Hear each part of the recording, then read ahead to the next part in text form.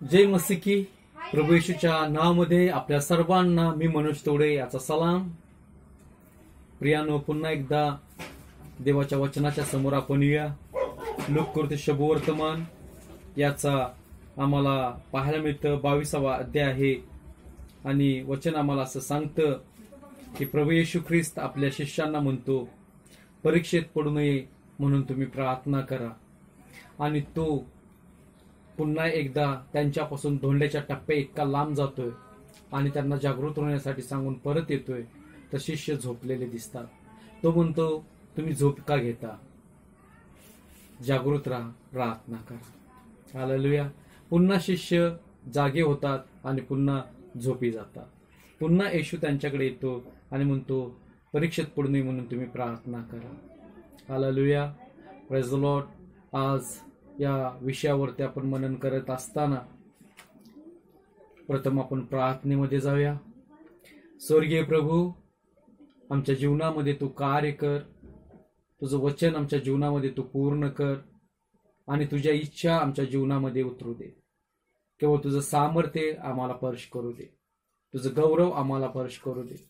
आणि प्रभू, आमचं जीवन आम्ही तुझ्या पुढे समर्पित करतो. आमचा उपयोग तू करून घे, येशूच्या नावात. आमेन. होय प्रियानं, जय मसीह की. मी अनेक चर्चेसमध्ये प्रार्थनेला जातो किंवा मी स्वतःने अनुभव घेतलेला आहे की पुढचा संदेश चालू असताना लास्टच्या बेंचपर्यंत जी लोक असतात त्यांच्या डोळ्यावरती झडप येते, झोप येते आणि त्यांना असं वाटतं की घरापेक्षा या मंदिरामध्ये गार असं आम्हाला झोप आहे, खूप सकून आहे असं त्यांना वाटतं. आणि त्यांना असं वाटत असतं की आपण या मंदिरामध्ये इथं झोपून टाकावं, कारण घरामध्ये धगधग, टेन्शन, अनेक प्रकारच्या विचारांनी ते भरलेले असतात. आणि त्यांना वाटतं की आपल्या या घरामध्ये आपणाला ही झोप चांगली येत आहे. आणि अशा ह्या परिस्थितीमध्ये त्यांना चर्चमधनं कुठं बाहेर जाऊ वाटत नाही. पण एकदाच का चर्च संपलं, प्रार्थना झाली की त्यांना जाणवतं की माझी झोप निघून गेलेली आहे. असं का होतं प्रियानो? याच्या पाठीमागे कधी आम्ही विचार केलेला आहे का? याचं कारण एक आहे की आमच्या डोळ्यावरती जी झोप जी येते ती देवाच्या वचनाला न ऐकण्यासाठी असते. काही तर पुरुष स्त्री अशा असतात, कान उघडं टाकले डोळे बंद करून निवांत मंदिरामध्ये पेटत असतात आणि आमचं लक्ष आहे असं दाखवत असतात. पण सांगू द्या, त्यांचे डोळे झोपेने भरलेले असतात. याचं कारण हेच आहे की तुम्ही ते वचन ग्रहण करू नये. त्या देवाच्या समागमामध्ये, देवाच्या सानिध्यामध्ये तुम्ही येऊ नये म्हणून तुमच्या डोळ्यावरती, तुमच्या शरीरावरती ही धुंदी आलेली असते प्रिया. ह्याचा कधी आम्ही विचार केलेला नाहीये. पण तुमच्या डोळ्यावरती जेव्हा झोप येते तेव्हा तुम्ही प्रार्थना करा आणि देवाला म्हणा की माझ्या डोळ्यातली निद्रा तू काढून टाक, शरीरातला आळस तू काढून टाक, कारण मला तुझ्या मंदिरामध्ये आनंदित होऊन बसायचं आहे. म्हणून स्तोत्रसहित 122 मध्ये आम्हाला वचन पाहायला मिळतं. ते मला म्हणाले, प्रभूच्या घरला चला किंवा मंदिरात चला, तेव्हा मला फार आनंद झाला. हा आनंद आमच्या जीवनामध्ये न राहता आम्ही पेंगत असतो. आणि अनेक चर्चेसमध्ये मला पाहायला मिळते पेंगलेले लोक असतातच, डोळे बंद करून पेंगत असतात असे दिसत. याचं कारण देवाला त्याचा उद्धार करायचा असतो, पण सैतान त्याच्या देहावरती मात करत असतो. म्हणून आम्हाला पाहायला मिळतं, तुमच्या शरीरावरती तुम्हाला पहिले मात करायची असेल तर आपलं शरीर देवाला गृहिणी म्हणून अर्पण करायला शिका. म्हणून देवाचं वचन आम्हाला स्तोत्रसंहिता 13 मध्ये सांगतं, मला मृत्यू निद्रा येऊ नये म्हणून माझे डोळे प्रभू तू प्रकाशित कर, नाहीतर मी याला जिंकले असा माझा वैरी म्हणेल. हालेलुया. बघा, खूप चांगलं असं वचन आहे. देवाचा सेवक म्हणतो, मला मृत्यू निद्रा येऊ नये म्हणून प्रभू येशू माझे डोळे तू प्रकाशित कर, नाहीतर याला मी जिंकलं असा माझा शत्रू सैतान म्हणेल. हालेलुया. आणि मी ढळालो असता त्याला जास्त आनंद होईल, किंवा माझा नाश झाला असता त्याला जास्त आनंद होईल. आणि आम्हाला योहान कृती शुभवर्तामध्ये पाहायला मिळतं, सैतान हा पूर्वीपासूनच मनुष्य घातकी आहे प्रिया. तो तुमचा आणि माझा नाश करू इच्छित आहे. म्हणून मंदिरामध्ये आम्हाला झोप येत असते. या ठिकाणी आत्मा आमचा उत्सुक असतो, पण देह आमचा आम्हाला आत्म्याला साथ देत नाहीये. हे का घडलं गेलं प्रियानो? तर रोमकरास पत्र याचा 7वा अध्याय 22-23 मध्ये आम्हाला वचन पाहायला मिळतं, माझा आत्मा देवाच्या नेमशास्त्रामुळे हर्ष करतो खरा, तरी माझ्या अवयवात मला एक निराळाच नेम दिसतो. तो माझ्या मनातल्या नेमाबरोबर लढतो आणि मला कैद करून माझ्या अवयवातील पापाच्या नेमाच्या स्वाधीनी करतो. हालेलुया. बघा, आपण आत्म्यातून खूप आनंदित उल्हासित झालेलो असतो, पण माझ्या अवयवातील जो आत्मा आहे तो माझ्या खऱ्या आत्म्याशी लढत असतो आणि माझ्या आत्म्याला तो कैदेत टाकत असतो आणि पापाच्या स्वाधीनी आम्ही या प्रकारे होत असतो. म्हणून चर्चमध्ये जर तुम्हाला झोप येत असेल तर उठून बाहेर या, तोंडावरती पाणी मारा, फ्रेश व्हा आणि पुन्हा एकदा देवाच्या वचनात तुम्ही या. हालेलुया. आम्हाला पाहायला मिळतं या ठिकाणी 2 युद्ध चाललेले आहेत, एक देहिक आणि एक आत्मिक. कुठले? 2 देहिक आणि एक आत्मिक. म्हणून देहाच्या आत्म्याला तुमच्या आंतरिक आत्म्यावरती विजय होऊ देऊ नका. म्हणून देहाला तुम्ही कब्जात करा. म्हणून देवाचा सेवक म्हणतो की मी तर माझ्या देहाला रोज कुरतडतो यासाठी की देहावरती मी मात करावी. हालेलुया. म्हणून आम्हाला पाहायला मिळतं गलतीकारास पत्र याचा 5वा अध्यायामध्ये आम्हाला पाहायला मिळतं की देहाची कर्मे तर उघड आहेत, जारकर्म, अशुद्धपणा, कामतूरपणा, मूर्तीपूजा, चटके, वैर, कलह, मत्सर, राग, तटपुडी, पक्षभेद, हेवा, दारूबाजी, रंगेलपणा आणि अशा इतर गोष्टी. याविषयी तुम्हाला जे पूर्वी जे सांगून ठेवलेले आहे ते हेच सांगून ठेवलेले आहे की अशी कर्म करणाऱ्यांना देवाच्या राज्यात प्रवेश मिळत नाहीये. आम्ही देहाचे कर्म करत असताना खूप फ्रेश असतो प्रिया. उदाहरणार्थ कोणी तर पार्टी देतो म्हटलं की आम्ही फ्रेश असतो, व्यसन करायचं असलं तर आम्ही फ्रेश असतो, शिवीगाळी करायची असली तरी पण आमच्यामध्ये जोश असतो, एखादा वाईट निंदा करत असतं तर आम्हाला जोश असतो.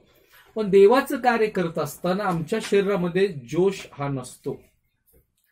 म्हणून या देहाला आम्ही काबीज करायला पाहिजे. म्हणून देवाचं वचन सांगतं रोमकरास पत्रामध्ये, सर्व मनुष्य त्याच्या पुढे पापी ठरले, कारण त्यांनी त्याच्या देहाने त्याला गौरव दिले नाहीये. हालेलुया. म्हणून आम्हाला पुढे पाहायला मिळते हे देहाचं झालं. मग आत्म्याचं काय आहे तर आत्म्यापासून निष्पन्न होणारी फळे जरा वेगळीच आहेत प्रियानो. ते म्हणजे प्रीती, आनंद, शांती, संशीलता, ममता, चांगुलपणा, विश्वासूपणा, सौम्यता, इंद्रिय दमन हे आहेत, हे आत्म्यापासून होणारे आणि अशांसाठी स्वर्गाचं राज्य आहे प्रिया. म्हणून आमच्यातला आळस बाहेर काढायचा असेल तर निर्गममध्ये आम्हाला देवाचं वचन सांगतं नीतिसूत्रमध्ये की अरे आळशा, मुंगीकडे जा, तिचं वर्तन पाहून शहाणा हो. मुंगी आपल्यापेक्षाही जास्त ओझ वाहते आणि ती जिथं पाहिजे त्या ओझ्याला घेऊन जात असते. पण आम्हाला खरं पाहिलं असता प्रभूनं आम्हाला इतकं ओझं दिलेलं नाहीये प्रिया. आम्हाला झेपतंय तितकंच ओझं त्याने आम्हाला दिलेलं आहे. याचं कारण एकच की आमची परिस्थिती तो जाणत असतो. म्हणून देहावरती आम्हाला मात करायचं आहे तर आज आत्म्याची फळे देणं आम्हाला गरजेचं आहे. पूर्ण समर्पण आमचं करणं गरजेचं आहे. म्हणून येशू ख्रिस्त आज देखील म्हणत आहे, सैतानाने तुम्हावरती राज्य करू नये म्हणून प्रार्थना करा. हालेलुया.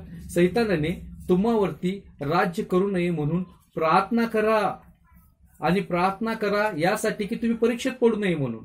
आम्ही कधी परीक्षेत पडतो? जेव्हा आम्ही देवाच्या वचनापासून लांब जातो, जेव्हा आम्ही देवाच्या प्रार्थनेपासून डुलक्या घेत असतो, तेव्हा आम्ही लांब जात असतो.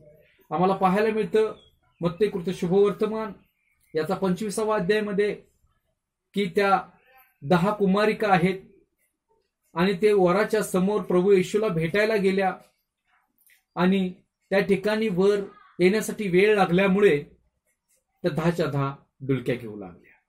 पण आम्हाला पाहायला मिळतं डुलकी घेणं एक टाइम ठरलेला आहे. तिथं रात्र झाली म्हणून, उशीर लागला म्हणून त्याने डुलकी घेतली,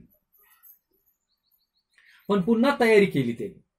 पण ज्यांच्याकडे एक्स्ट्रा तेल होतं त्या पुन्हा त्यांनी आपले दिवे पेटवले आणि ज्यांच्याकडे ते तेल नव्हतं त्यांना परत जावं लागलं. आज आमच्या या देहामध्ये आमचा आत्मा पेटत राहणं सदैव चांगलं आहे.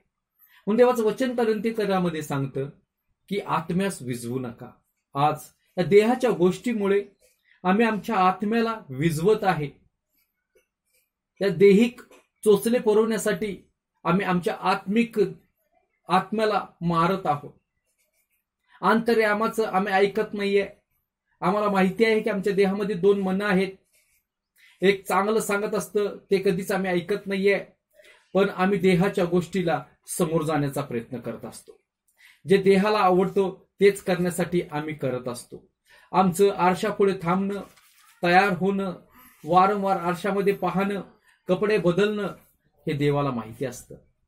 पण आज कपड्यापेक्षा शरीर महत्वाचं आहे आणि अन्नापेक्षा पोट महत्वाचं आहे प्रिया. म्हणून आम्हाला देवाचं वचन सांगतं की आज आम्ही शरीराकडे खूप लक्ष देतो, त्याला सजवण्यासाठी खूप मेहनत घेतो, अनेक प्रकारचे ब्युटी प्रोडक्शन आम्ही वापरतो, अनेक प्रकारचे चांगले तेल साबण आम्ही वापरतो.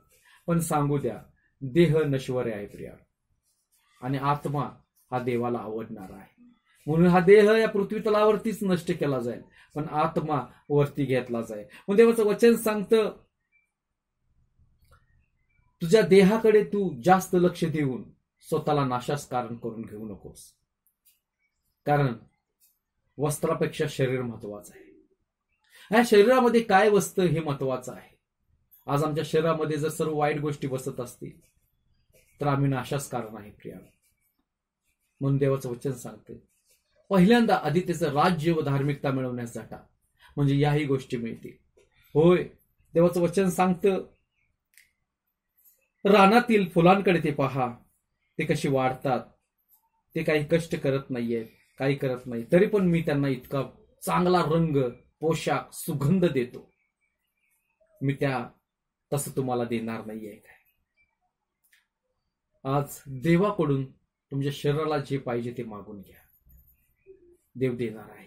उत्तमातली उत्तम वस्त्र तुम्हाला देणार, उत्तमातलं उत्तम खाणं मी तुम्हाला देणार असं देव म्हणतो.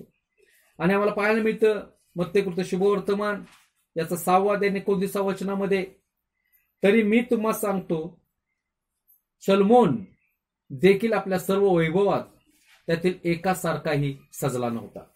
जे रानातले गवत आहे, त्या गवताची फुलं आहेत, तितकी रंगीबेरंगी सजतात प्रिया, पण शमूएल इतका मोठा राजा होऊन गेला तसा सजला नव्हता. त्या गवताला सुद्धा माहिती आहे की आज माझं अस्तित्व आहे, उद्या नाही आहे, पण ते आपल्यावरती जास्त गौरव आपल्याला दाखवत नाहीये. त्याला माहिती आहे आज माझं अस्तित्व आहे, उद्या नसणार आहे. त्या फुलांना माहिती आहे आज माझं अस्तित्वात आहे, उद्या माझं अस्तित्व नसणार आहे, तरी पण ते सुगंध द्यायचं सोडत नाहीये प्रियानो फुल. म्हणून त्या फुलांचा उपयोग आम्ही चांगल्यासाठीही करतो, वाईटासाठीही करतो. कधी ते फुल म्हणत नाहीये का माझा वाईटात तुम्ही उपयोग करताय. कधी कधी सत्कार करण्यासाठी त्या फुलांचा वापर होतो, कधी कधी मयतवरती वापर होतो, कधी कधी डोक्यामध्ये मळण्यासाठी वापर होतो, कधी कधी कोठावरती शर्टाच्या खिशामध्ये ठेवण्यासाठी वापर होतो. पण ते कधीच त्या ठिकाणी वाईट असं व्यक्त करत नाही आपलं गुण. तसंच आज देवानं तुमच्या देहाला केलेलं आहे. प्रसंग कोणताही येऊ दे, प्रार्थनेत जागृत राहा प्रिया, कारण देव म्हणत आहे परीक्षेत पडू नये म्हणून तुम्ही प्रार्थना करा. आज देहावरती विजय तुम्ही मिळवा, कंट्रोल करा या देहाला तुम्ही तुमच्या आत्म्याच्या ताब्यात द्या. म्हणून तर त्या आत्म्याच्या प्रेरणेने तुम्ही चाला, सर्व प्रसंगी आत्म्याच्या प्रेरणेने तुम्ही चाला, कारण देव तुमच्यावरती प्रेम करणार आहे.